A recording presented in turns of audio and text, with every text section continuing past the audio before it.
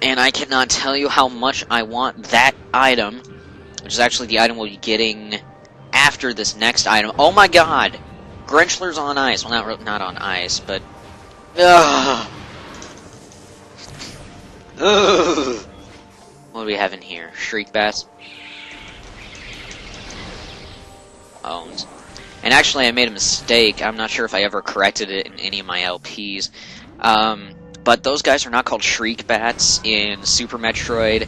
Basically, any 2D Metroid game. I'm not sure about, well, in Metroid 1, 2, and 3, the original Return of Samus, and Super Metroid along with Zero Mission, but that's a remake of the first one. Those guys are actually called Scree, probably because of the noise they would make, which is appropriate, even though they didn't make sounds in the Nintendo version. I waited to come back here because, I don't know, just because. But back here we have a bit of lore. This makes 100% Dark Age. This is the world warped. Amidst this turmoil, we discovered many disturbing anomalies. Spatial disturbances appeared across the land. Objects went into a state of dimensional flux, which we've seen. Their atoms divided between Aether and somewhere else. There was little time to ponder these strange happenings, for we had to deal with the devastation of our land. You guys really should have dealt with, you know, the Ing first. But at the time, I'm thinking we got these out of order. These whatnots out of order, these bits of lore out of order. Because here they're not even mentioning the Ing, and they don't even know that there's a dark Aether. I mean, they just say, and somewhere else. Do-do-do-do-do-do-do-do. Alright, so... as you can see, there's like this little branch that goes off in the direction of that green door, which I guess we could break open that green door. However, going through that green door would lead to a purple door, which we cannot open. However, the room that purple door leads into is where we need to go. And see, this is where more of that like Metroid Fusion-esque stuff comes in, where you have to go past the door that you can't normally enter. And yes, you do have to boost across that, so yeah, be warned. And this has taken us through service access, which actually connects with the landing site, and we're now on the Path of Honor. That's really bright. There's that purple door down below. See? Well, I didn't get to show you guys. And then this drops us in the Hall of Honored Dead, which will require us to get that item in there, which I think I could actually scan that if I wanted. Probably not. But basically, object's part of a containment system. It's secured within a series of rotating locks around it, which are in turn controlled by a group of spinners. These, once you get the spinner, the boost ball rather, scan them and it makes 50% systems. They are spinner devices. Now, I do not remember the order you have to do this, these spinning things in. That was the wrong button. That is terribly the wrong button, or the wrong spinner. I think it's like blue. God, A button does not equal B button. Damn it. But if A equals B, then B equals A. Her. Okay, here we go. You start with this one. Okay. You light up the middle one. And I think that was like one of the outside ones. Is this the next one? Yep. You do this one. So that way that second ring lights up. That was not it. Bad, Nicholas. Bad. Okay, there we go. That's what she said. And I don't know what was with the evil laugh. I'll light up the next ring, and then the final one will be the purple one, I think.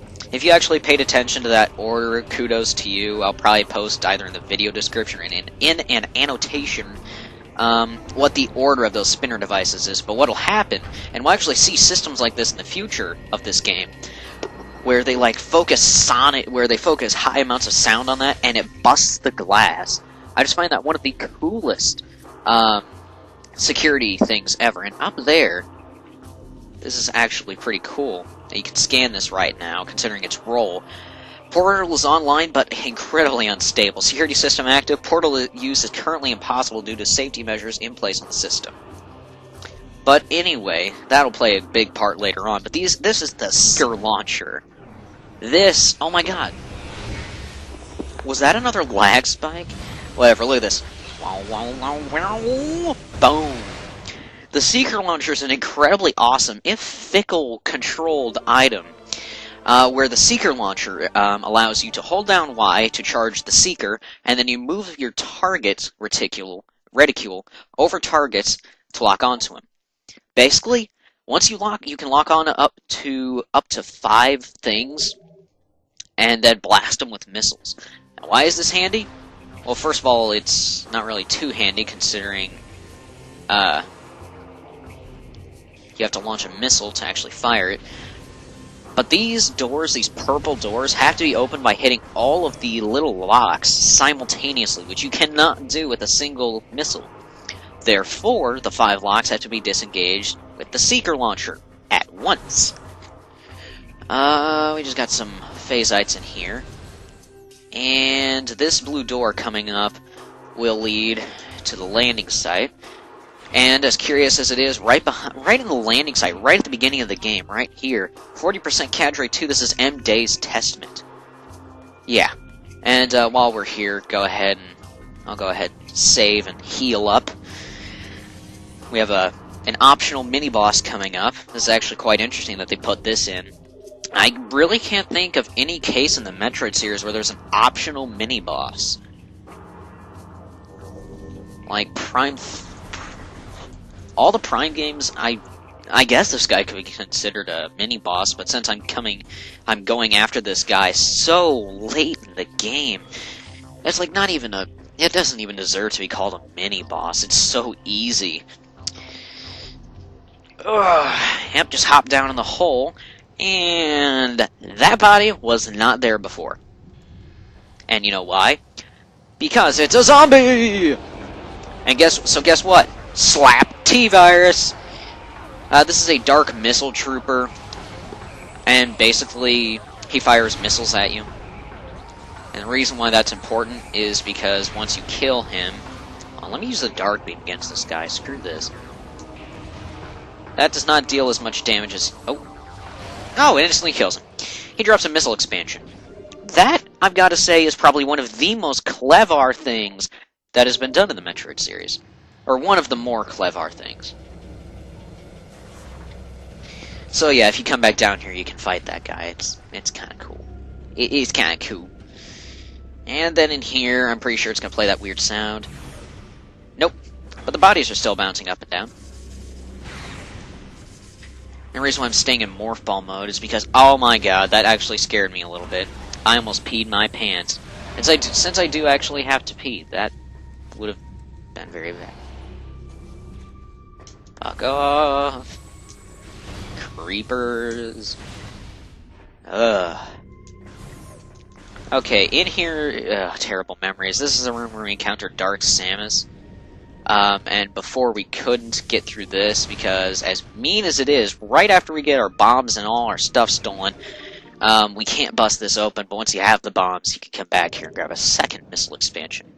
You can actually come over here right after the Agon Wastes, like before headed to the Torvus Bog, but the thing is, this just fits with my schedule. And yes, I forgot to mention, the boost ball can be used as a weapon in this game. Like, if you run into an enemy, it'll hurt them. I just find that the darndest thing. And I never go through those translator doors. Hold on, I gotta go pee. Oh, thank God. Now I can actually focus on the game instead. The game. Sorry. I thought about it, so I had to make someone else lose it. Oh wait, that's right. You don't you can't. You're not supposed to say. You're not supposed to call the game and screw someone up. If let me head back to the Agon Waste so I can get some backtracking done there as well. Apparently, you're not supposed to call the game within 30 minutes of you losing it. I've heard there's the 30-minute and the 15-minute rule. I'm not sure what is most commonly used. I know, it's kind of hard to believe I'm actually talking about this shit, but, you know, it happens. But yeah, now we're going back to the Agon Wastes, so we can... Oh my god, my nose. Backtrack a little bit. And here, we will be fetching some missile expansion. Actually, I have no idea what we'll be fetching. It'll just come to me as we go along. I know for certain we're going to be getting one thing. one very, very cool thing. That's two things. Still one very cool thing. What do we have now that we didn't have earlier besides the secret launcher? I actually don't think we have anything to get here except for that very awesome item and a missile expansion. I'll take care of the missile expansion last because, I feel like it.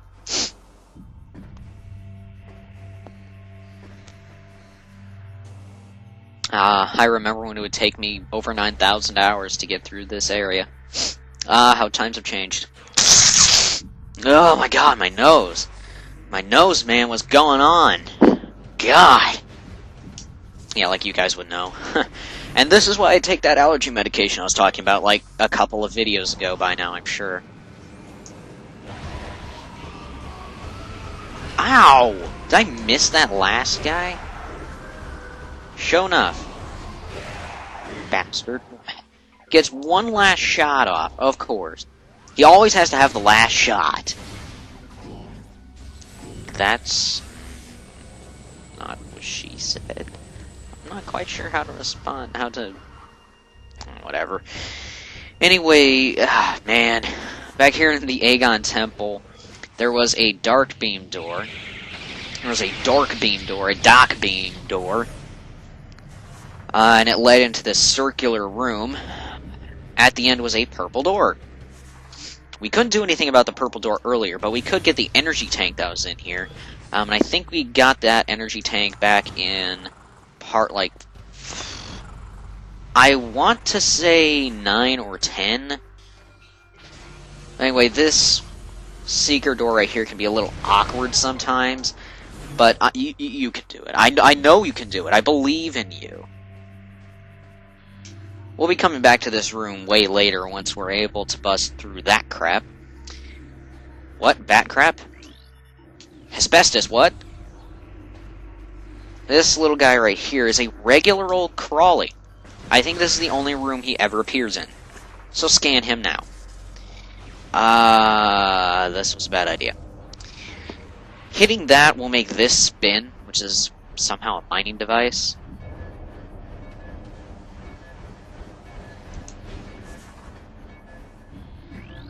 All you have to do is activate the kinetic cannon, hop up here, go into the controls, which this is really awkward. There we go. Then it'll raise this spinning thing and go kaboosh, where there is a dark rift hidden conveniently right behind it. This game is just full of conveniences, isn't it? And we have a little bit of lore here. 100% history, wow. That's actually quite amazing. 100% Golden Age, this is the stellar object. By the time we detected the stellar object as a streak toward our world, it was too late to stop it. We fired numerous weapons at it in a vain attempt to alter its trajectory. Nothing worked. Well then, our efforts placed a great strain on the energy controllers and weakened Aether. All we could do, as the object drew closer, was take shelter and wait. We gathered stores of food and water, reinforced the shielding on our dwellings, and spent the last hours in peace. And as you know, what happened was 60% logbooks. Logbook scans. Character gallery, cool. As you know, what happened after that was the meteor impacted the planet, split Aether into two, and basically basically wrecked the shit out of their planet. This path right here is basically just a shortcut to get up here. Actually, I think it's the only way up here. If you want to be a spoiler alert, you can scan that item to see what we're doing all this for. But I can guarantee you, even without looking at it, you could probably tell that it's going to be awesome. You may not be able to tell what it actually is, but, you know, that happens. We are here in the trial grounds. And I'm guessing by the insane amount of night barbs coming out of there, this is where I'm supposed to go. And most certainly it is. Not going that way. Definitely not going that way. Of all the places to be going, not going that way.